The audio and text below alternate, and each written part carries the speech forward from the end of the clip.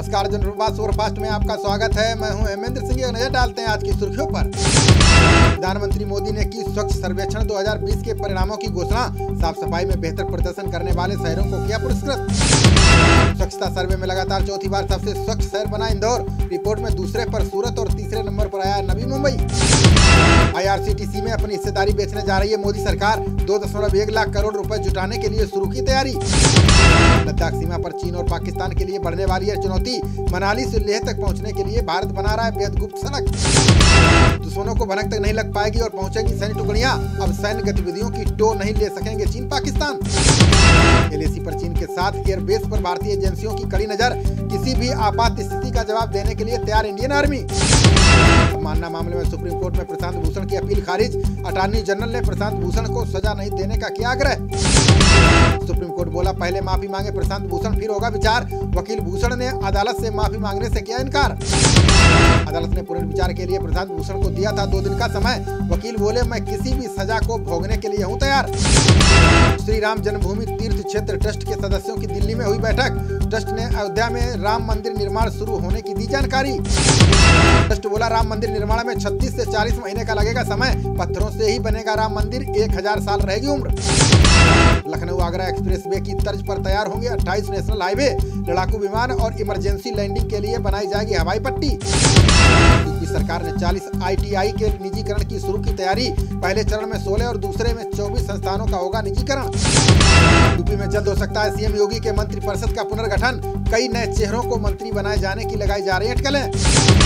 भारत समेत दुनिया के कई शहरों में गूगल और Gmail का सर्वर डाउन। फाइल अटैचमेंट के साथ ईमेल भेजने में आ रही दिक्कत। महेंद्र सिंह धोनी ने प्रधानमंत्री मोदी की चिट्ठी का दिया जवाब। का प्रशंसा और शुभकामनाओं के लिए आपका शुक्रिया। क्रिकेट से संन्यास लेने पर प्रधानमंत्री मोदी ने धोनी को लिखा था पत्र। कहा, आपका मन हमेशा शांत रहा, ये युवाओं के लिए अहम सीख। केजरीवाल ने उत्तराखंड की सभी सीटों पर चुनाव लड़ने का किया ऐलान। का रोजगार, शिक्षा और स्वास्थ्य रहेगा आपका प्रमुख मुद्दा।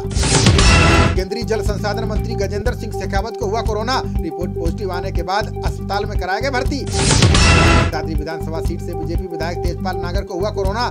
संपर्क में आए लोगों से जांच कराने की अपील की। दिल्ली सरकार ने कोरोना पर सीरो सर्वे रिपोर्ट के जारी किए आंकड़े। स्वास्थ्य मंत्री सत्येंद्र जैन बोले, 29% लोगों में बनी एंटीबॉडी। यूपी सरकार ने जारी किए 1 जनवरी से 31 जुलाई 2020 तक के आंकड़े। का लूट, हत्या, डकैती और बलात्कार जैसी घटनाओं में आई कमी।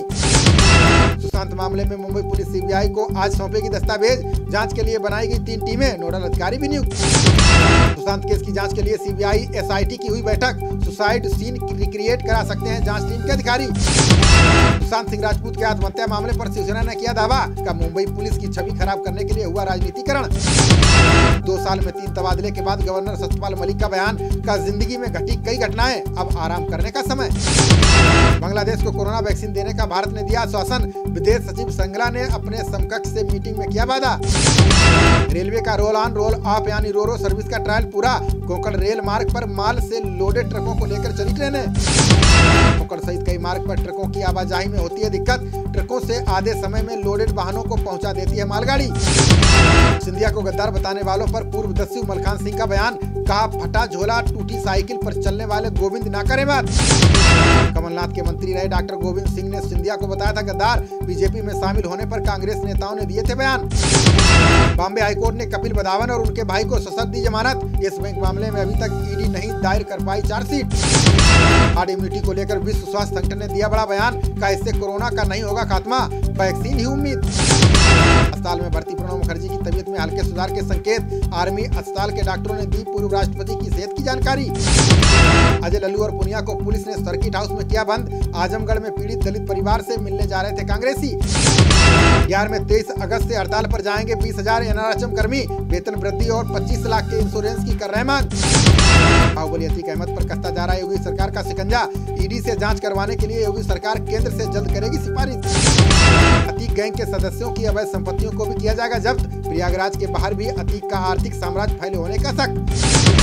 कोरोना योद्धाओं को लेकर नोएडा अंतर्राष्ट्रीय विश्वविद्यालय का ऐलान। का अग्रिम मोर्चे पर तैनात वॉलंटियर्स के बच्चों को दी जाएगी छात्रवृत्ति। भारतीय अंतरिक्ष अनुसंधान संगठन के अध्यक्ष के सिवन का बड़ा बयान का स्पेस मिशन में निजी कंपनियों की एंट्री से आएगी और मजबूती। नीम के पत्तों से कोरोना ठीक करने का भारत में शुरू होगा human trial. All India institute of Ayurveda ने निसर्ग हर्ष से किया अनुबंध। लालू के समधी चंद्रिका राय 2 विधायकों के साथ जेडीयू में शामिल। बेटी ऐश्वर्या और दामाद तेज प्रताप के विवाद पर छोड़ी थी आरजेडी। बिहार के पूर्व सीएम जीतनराम मांझी ने महागठबंधन से तोड़ा नाता। जेडीयू के साथ विधानसभा चुनाव लड़ने के दिए संकेत। पंडित जसराज का मुंबई में हुआ अंतिम संस्कार। राजनीति से लेकर बॉलीवुड की कई हस्तियों ने दी श्रद्धांजलि। राजीव गांधी की जयंती पर सीएम भूपेश ने लोगों को दी आर्थिक मदद। किसान गोधन योजना में लाभार्थियों को दिए 2200 करोड़ रुपए। राशन को लेकर रामविलास पासवान ने राहुल गांधी पर किया पलटवार। का 8 करोड़ लोगों को 2 महीने से मुफ्त में दिया जा रहा है राशन। गया से 92 मजदूरों को लेकर सूरत जा रही बस को पुलिस ने रोका। 5 बाल मजदूर मिलने पर प्रशासन ने शुरू की कार्रवाई। शहीद सीआरपीएफ जवान के परिजनों को 36 लाख रुपए देगी बिहार सरकार। रोहतास के डीएम बोले परिवार के एक सदस्य को मिलेगी नौकरी।